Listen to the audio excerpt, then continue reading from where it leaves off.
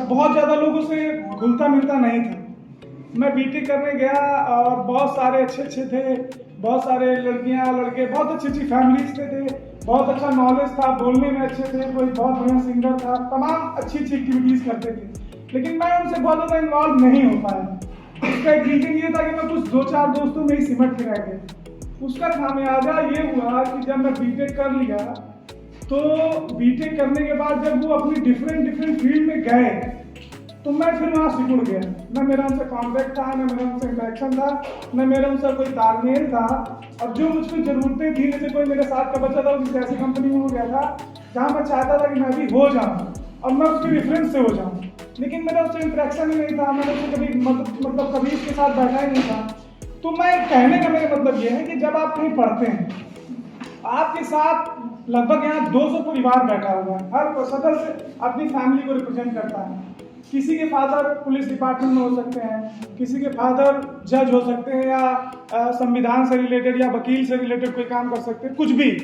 आप मान लीजिए जॉब करने के लिए आप बहराइच चले गए, कोई हमारी क्लासमेट हो, कोई सिस्टर हमारी हो बहराइच की हो, अभी हमें कोई इमरजेंसी जरूरत पड़ जाए, अगर उससे हमारा अच्छा तालमेल होगा तो आप जॉब के दौरान भी उसके और उसके परिवार की मदद ले सकते हैं। ये एक अच्छी चीज़ होती है। अपने लोगों में ही घुल मिल के, मतलब 2-4 लोगों में सिमट के रहना, ये चीज़ें तब आपको बहुत करेंगी जब आप बाहर यहाँ से जाएंगे। तो मैं ये चाहता हूँ कि आप 2-4 लोगों से सिमट के मत रहें, सबसे इंटरेक्ट करें, बहुत ज़्यादा क्लोज बॉन्डिंग बनाने की कोशिश न करें, क्योंकि क्लोज बॉन्डिंग यहाँ भी कोई चीज़ होती नहीं। मेरे साथ नवोदय में पढ़ा हुआ एक लड़का है, वो 12 तक मेरे साथ पढ़ा, आज वो स्विट्जरलैंड में, उसकी सैलरी 10 लाख रुपये महीने है, 10 लाख रुपये महीने उसकी सैलरी है।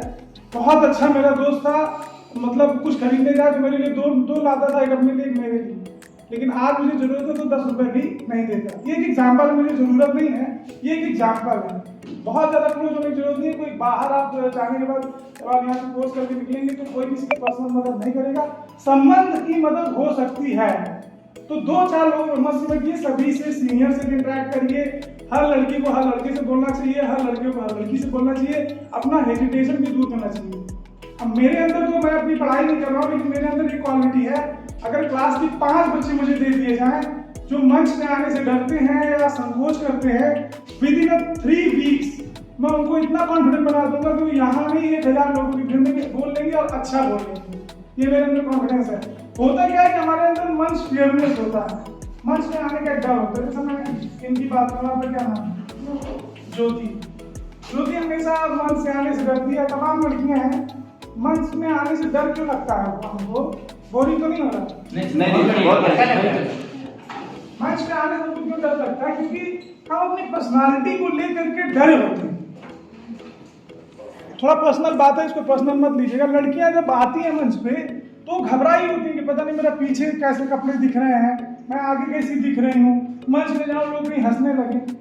आपने कपड़े तो पूरे पहने हैं ना, कुछ भी नहीं दिखेगा, आप ही दिखोगे, कुछ भी नहीं दिखेगा, लेकिन एक फियर होता है आपके मन में, मैं मंच में जाऊँ कहीं सब लोग मेरी तरफ न देखने लगे, कहीं कोई और कुछ न देखने लगे। वो लेकिन हटना चाहिए। अगर वो आपका हटेगा तो आपके अंदर एक पावर आएगा। कई सारी लड़कियां हैं जो मेरे साथ जाती हैं बस में, वो अपनी सीट नहीं मांग पाती। उस सीट में लिखा रहता है महिला, वो खड़े खड़े उनको बॉडी पीछे से कोई टच कर रहा है, कोई आगे से टच कर रहा है, उनके अंदर हिम्मत ही नहीं है कि वो जो मेज पर बैठे हुए हैं पुरुष, उनसे ये कह पाए कि भैया महिला सीट उठ जाओ। ये आपकी पर्सनालिटी की कमी है, आपके अंदर की झिझक है। और यहाँ ये आप झिझक दिखा सकते हो, बस में आप किसी से नहीं लड़ सकते, लेकिन यहाँ आप मौका है, सीख सकते हैं। सारे आपके कलीग्स हैं, उनके बीच आना चाहिए, मंच में बोलना चाहिए। और मैं बता रहा हूँ, एक बार आप आके देखो, एक बार आप हिम्मत करके आओ तो आपके अंदर का जो डर है मिट जाएगा। उससे मैं एक कॉमेडी कहानी में जोड़ता हूँ। मेरा जो घर है वो गवर्नमेंट हाउस है, तो घर में मैं जब छोटा था तो मेरे घर के आंगन में 2 पेड़ लगे थे, एक आम का, एक जामुन का। तो एक आप बीती नाम का भूता प्रोग्राम आता था, और एक और आता था कोई एक ऐसा ही था। मुझे बहुत पसंद था वो प्रोग्राम, मैं देखता था उसको, मैं बहुत ज़्यादा इंटरेस्टेड था, मैं देखता था, पूरी फैमिली के साथ देखता था। मैं पूरी जब फैमिली बैठी रहती थी तब तक तो बहुत मज़ा आता था कि मैं भूत वाला प्रोग्राम खाना देखती। जब रात होती थी तो मैं जब आंगन में जाता था बाथरूम करने के लिए, टॉयलेट करने के लिए, तो मुझे रात में अपनी मम्मी को जगाना पड़ता था। और मैं इतना ज़्यादा डरा रहता था कि मम्मी जब चली भी जाती थी तो मम्मी को मैं कहता था कि भाई तुम देखती रहो, क्योंकि मुझे ये डर लगता था कि ऊपर से कोई भूत मेरे ऊपर गिर जाएगा। 2 पेड़ थे, रोज मैं यही तमाशा करूँ, मम्मी ने कहा तो पापा को लिवा के जाऊँ, पापा ने कहा भाई कभी जाते नहीं थे, वो भगा देते थे, तो तू जा मैं नहीं जाऊँगा। मम्मी पापा में से कोई ना कोई एक चला जाता। ये सिलसिला चलता रहा, लेकिन एक दिन मम्मी नाराज हो गई। मैं कहता नहीं मुझे बहुत डर लगता है। तो मम्मी ने कहा कि तुम भूत वाले प्रोग्राम देखते हो तो तुम्हें डर लगता है। कुछ नहीं आंगन में, वही तो है जो सुबह है। मम्मी नहीं गई, मुझे बहुत तेज गाड़ी लगी थी।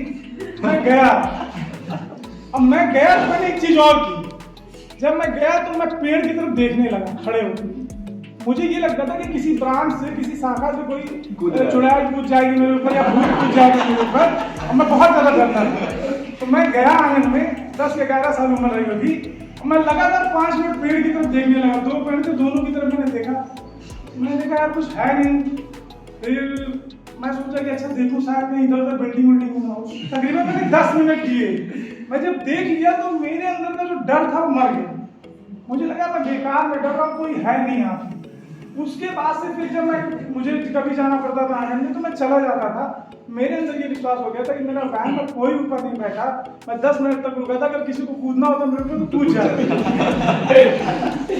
ये अनुभव मैं इसलिए बता रहा हूँ आपको कि आपके अंदर हेजिटेशन होता है अपनी पर्सनालिटी को लेकर, अपने काले रंग को लेकर, अपने गोरे रंग को लेकर, अपनी हाइट को लेकर, लेकिन ये चीजें मैटर नहीं करती। एक लड़की है, उनका नाम मुझे भी नहीं याद आ रहा है, मुस्लिम परिवार की।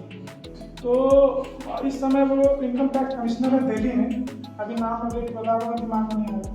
तो वो बेचारी इतनी गरीब परिवार की लड़की थी कि उसके जो फादर थे वो बहुत ही गरीब थे, और उसकी मदर मर गई थी। उसके फादर ने दूसरी शादी की। दूसरी शादी करने के बाद वो लड़की अपने घर में रहती थी, तो उसकी मदर उसको परेशान करती थी, पढ़ने नहीं देती थी।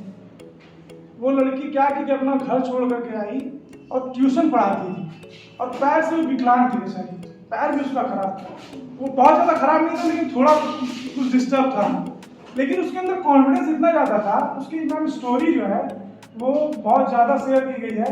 वो लड़की ट्यूशन पढ़ा करके IAS की तैयारी करती थी, और उस लड़की ने ये तक बताया कि मैं इतनी ज़्यादा ट्यूशन लेती थी पैसे कमाने के लिए कि मुझे खाना बनाने का टाइम नहीं मिलता था। और 2-3 पुरानी रोटियाँ भी कभी कभी मैंने खाई हैं, और ऐसी भी रोटियाँ खाई हैं जिनमें भूली पड़ जाती है। तो पूर्वांचल के अंदर समझ जाएंगे उसको। मैं उस लड़की ने अभी इंटरव्यू है उसका कि मैं भूली को हटा करके तो रोटियाँ खा लेती, लेकिन कॉन्फिडेंस उसके अंदर था अपनी पर्सनालिटी को लेकर।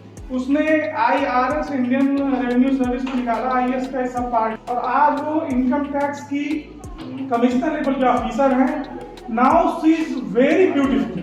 आप उनकी फोटो देखिएगा, no one can imagine what tremendous. तो काला गोरा होना, लंबा होना, छोटा होना, या चेहरे पे पिंपल होना, या कहीं जाए किसी ऑफिस में तो आपके जाने पे लोग खड़े हो जाए। लेकिन अगर जिंदगी में मैंने ये जान लिया कि जीने के लिए जरूरी चीजें क्या है, जीवन जीने की आवश्यकता क्या है, तो हो सकता है कि मेरे मार्क्स ना आए या मैं बहुत ज्यादा पेट कैटेट में नंबर ना लाऊं, लेकिन अगर मुझे जीवन जीने का ज्ञान है, जीवन जीने की कला, तो जीवन अच्छा जीवन। बहुत सारे ऐसे लोग हैं जो IAS और IRS की जिंदगी जॉब्स निकालते फिर सुसाइड कर लेते हैं। एक नवोदय विद्यालय के हमारे सीनियर थे, वो कानपुर में IPS थे, एंड ही जस्ट सुसाइडेड। क्यों? सामाजिक ज्ञान नहीं था उनके पास, पैसा था, इतनी बड़ी पोस्ट थी, सामाजिकता का ज्ञान नहीं था कि जीवन को जीना कैसे है। छोटी सी बात में सुसाइड कर दी। तो मैं ये कहना चाहता हूँ कि यहाँ पे कुछ लोग, बहुत सारे लोग IAS की प्रिपरेशन कर रहे हैं, बहुत सारे लोग सिलेक्ट भी होंगे, बहुत सारे लोग टीचर बनेंगे। ऐसा भी एक है कि कुछ लोग नहीं भी बन पाएंगे, लेकिन हम यहाँ से बहुत सारी चीजें लेके जा सकते हैं, दोस्त लेके जा सकते हैं, अच्छे अनुभव लेके जा सकते हैं। इसलिए मेरी पर्सनल रिक्वेस्ट है, जब मैं किसी को दबा हुआ देखता हूँ या किसी को शांत बैठा देखता हूँ तो मुझे अंदर से बड़ा दुख होता है। मुझे लगता है कि मैं जाऊँ पीछे से धक्का मार के उठा दूँ, उसको मंच से भेज दूँ। क्यों? क्योंकि ये जीवन है, इतना आँख मिली है हमें, कान मिले, हाथ मिला, पैर मिला। उनसे पूछिए जिसके पास पैर नहीं है ना, उससे आप कभी तुम कैटरीना कैफ से शादी करोगे या तुम्हें पैर दे दिया जाए, तुम कैटरीना कैफ से शादी नहीं करके भगवान मुझे पैर दे तो बाकी तो मैं कर लूँगा अपने। ये फीलिंग्स हैं। जिसके पास आंख नहीं है उसको कह दो मैं तुम्हें 10,000 यूरोज दूंगा, तुम्हें 50 करोड़ रुपये दूंगा या 2 आंख दूंगा, वो आंख मांग लेगा। तो जो हमारे पास है उसको यूज कर डालिए, उसको सराहा डालिए। एक लैंग्वेज होती है पुरानी सराहना। हमारे पास सब कुछ है, हम पता नहीं कहाँ वेस्ट कर रहे हैं, यूज नहीं कर रहे हैं, डरे हुए हैं, क्लास में धक्के बैठे हुए हैं, सोच रहे हैं 2 साल निकल जाए, कागज नहीं यहाँ से निकल जाए। ऐसा नहीं है, बहुत सारी चीज़ें सीखने की है। और जो पर्सनालिटी डेवलपमेंट है वो जीवन में हर जगह काम आने वाला है। आप लाइफ में हर जगह काम करेंगे, आप जॉब भी करेंगे। हाँ, एक चीज़ और, आजकल लड़कियों को पोस्टिंग मिल जा रही है। मैं फील्ड वर्क करता हूँ, फील्ड में जाता हूँ। जैसे मान लीजिए आपको रूरल कोई एरिया मिल गया, चित्रकूट, अब आप लड़की हो, आप ज्वाइन करके वहाँ पे जाते हैं। अब वहाँ सब दादू टाइप के लोग हैं, आगे आपको कानून सिखाएंगे।